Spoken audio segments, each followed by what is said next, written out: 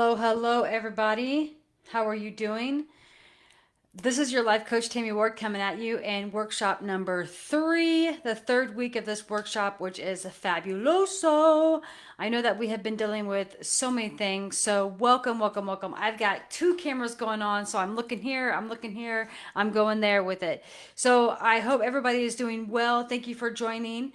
And I am so excited about this week 3 because it is probably the most important one that I feel that is there. But let's recap just a little bit, okay? All right, so we know we've already talked about the week 1 was all about describing self doubt, breaking down self doubt.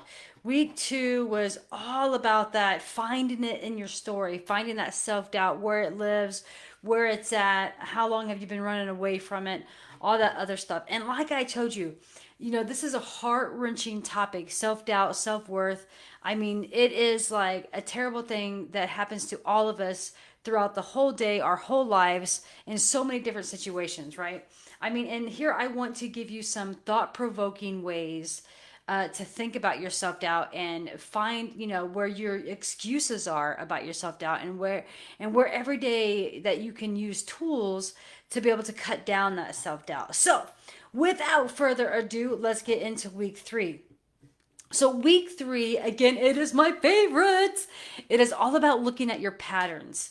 Now, and I know what you're thinking. A lot of people are like, oh, my patterns of like, I don't wake up and do this, I don't wake up and do that, I don't, uh, blah, blah, blah, blah, right? Well, when we look at our patterns, this is the area where we put on that super bitch slap mode.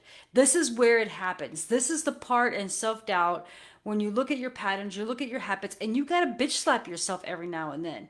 I mean, after all, your thought pattern, it is what is creating the self doubt. So here we go. When your eyes open in the morning, what is your first thought? What is the first thing you think about? What is the first thing you go into? What is that thought? Or how about look at your day, your whole day, right? So what are you putting yourself into in situations, right? Are you still having coffee with that group of friends that like every time you get done having coffee with them, you end up judging yourself a little bit more and more and more and more? That's the kind of situations I'm talking about, because those patterns and habits that you do that you still can. And look, I'm okay, let's go back, let's rewind. I'm not trying to say you can't hang out with those friends. What I'm saying is, as we go through this week of pattern, you're going to understand that what's going to happen is that you're going to be able to fully understand the patterns and the habits that you've created that will show and tell you, like, oh shit, I should not be doing that. Like, do you like have sad moments and like out of the blue you call like a friend, a parent, or anything like that, and then all of a sudden it's like after you get off the phone, you're like giving yourself self doubt. You're talking shit to yourself because that's exactly what happens every time you call that person because they're not that supportive person you need. I mean, are you the type of person who looks at your ex's social media? Do you immediately judge yourself all the time when you're scrolling through social media and you see people who are like working out or got this great job, or they're on the beach drinking their Mai Tais, or maybe they're wearing their mask and protecting themselves with COVID? Are you the kind of person that scrolls and you judge at the same time? Because listen, that is a pattern. That is a pattern that you have created that begins to self talk to yourself, self doubt to yourself. And we don't want to judge ourselves, right? I mean, after all, I like, how many times I've looked back at some like my old journal entries, old diary, if you will, and I'm looking at these entries like even from like last week, and I'm saying to myself, "Holy shit, I haven't even moved, I haven't even grown, I haven't even done anything that's gonna help me improve my self doubt." Well, the first thing is stop looking at the past. Stop. I need to stop looking at my old journal entries, right? I mean, the patterns of thought becomes heavier and heavier and heavier with self-doubt when we have these things. So what are your patterns, right? Jot them down, think about them. If you feel comfortable, chat here in the comment. Let's talk about it. Do you have a pattern of not answering the full question when somebody walks by and says, "How are you doing?" And you're like, "I'm all right." Now, get it. I get that sometimes we don't want to open up to complete strangers or sometimes even our coworkers. But this is the thing right here. If you really want to truly be open and stop that self doubt, you have to become vulnerable with yourself, right? You have to be able to. Stop living in that victim mentality in this sort of way. I mean, have you been betrayed? And that so betrayed so deeply that it has sunken into your soul, into a pattern of dislike, that you think, okay, well, if this person can cheat on me, everyone's going to cheat on me. If this person's going to talk shit to me, everybody's going to talk shit to me. So I can't trust this person or that person or this person. You see, all the things you have been in life, all the things you have been in life are supposed to happen, right? These things are supposed to happen to us all the time.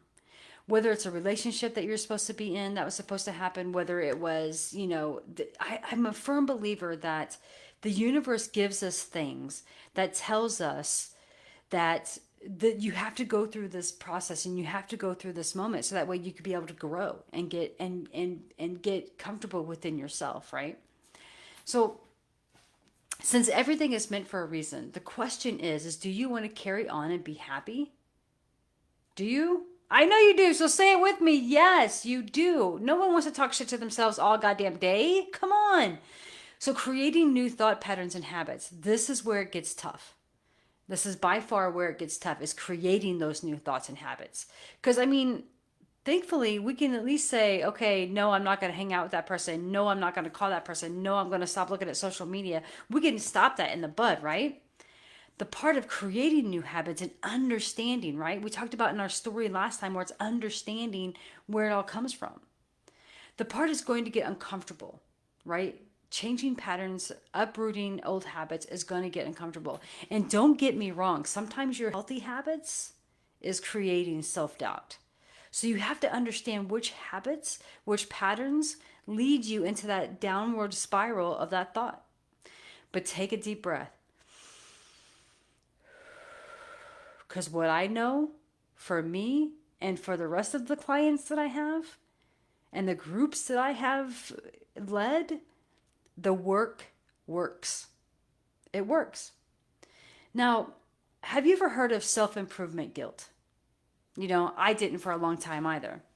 This is one of those things that some of us fear to reach because the fear of getting comfortable in the uncomfortable is so scary. And self-improvement guilt is just that way. Because if we improve ourselves, so we might feel like we're changing, right? Obviously, right? We want to. We don't want to talk shit to ourselves anymore. But then when we're talking with other people and you're with your group of buddies and your group of friends and they're judging the person that's across the table and you're like, wait a second, I don't want to do that anymore. I don't want to do that to myself anymore. So self-improvement guilt is just that guilt of whenever you begin to change, you fear that other people are not going to like the person you're becoming, right? But newsflash, you have always been that person. You're just now deciding and making choices that don't put you in that self-doubt mentality. Your pattern of self-doubt stops you before you begin. It does. You have to go to war against these patterns because you are making yourself worse and worse. Let me ask you again. Can you draw water from an empty well? No, right? I mean, no. So how can you reframe your thoughts into a growth mindset from self-doubt? You can't. Self-doubt's always going to be there. It's always going to be around. It's always going to linger. It's always going to pop up. So what do we do? What do we do with that uncle that's always at the Christmas party that we don't want to be near, but we have to sometimes? You have a conversation with it. And just like self-doubt, you have a conversation with self-doubt. You have to befriend it.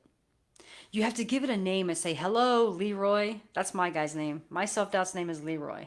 That's for real. Because when I think of Leroy, I think of like some old country bumpkin that like doesn't want to change for no one, right? So I say, hey, Leroy, thanks for showing up today. I truly do not want to feel self-doubt today. So I'm going to take a look at my day.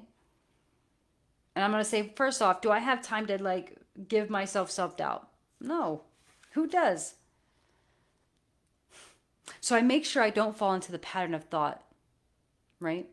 We make sure you don't fall in that pattern of thought. You become friends with self-doubt. You say hello to it. How are you? What's up? What's going on? No, I don't want you here today. I don't want you to be around today. You have to push yourself to become vulnerable and stop looking at social media when you feel the judgment come on. before you're able to process thought in the morning, I mean, this was the greatest tool I have given myself ever. Before I get up in the morning, I say three things that I'm grateful for. Because this is what it does. It begins my mind to shift and to be joyous about things, little things, sometimes big things that I forget that I have in my life that I'm so grateful for. So plan one thing to do during the day that disrupts a habit or a pattern from the past, from your past. And talk with your self doubt. Let Leroy know what's up. I mean, after all, are you going to let self doubt run the day? Or instead, do you want to run self doubt? I mean, that's what it's all about. We don't think about it half the time. And sometimes self doubt comes up. And it comes up so quickly that we don't even see that it's even moving, that it's even there. Sometimes we don't even know that we're talking shit to ourselves until it's too late. So I understand that pattern and habit change. I get it. I've been there. I have many clients that have been there. I have worked in groups that have been there. And the only thing that I can say is the work works. You have to be able to embrace life, right? And all its wonderful glories and all of its emotions and feelings. Now we're almost to week 4, and that's the end of the workshop.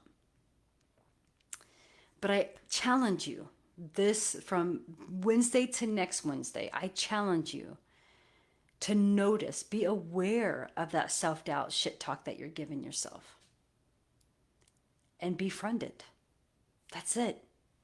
Give it a name. Name it. Because once you name something, you take ownership of it. All right, guys, that's what's up. Go forth, do great things. Thank you for being here. Thank you for watching this. If you are enjoying this, share this with others. And I'm telling you, I will meet you right back here next Wednesday, 4 o'clock Pacific time, where we're going to end it and then bring it all back together again. All right, guys? Enjoy life. And every day, embrace life boldly. Bye.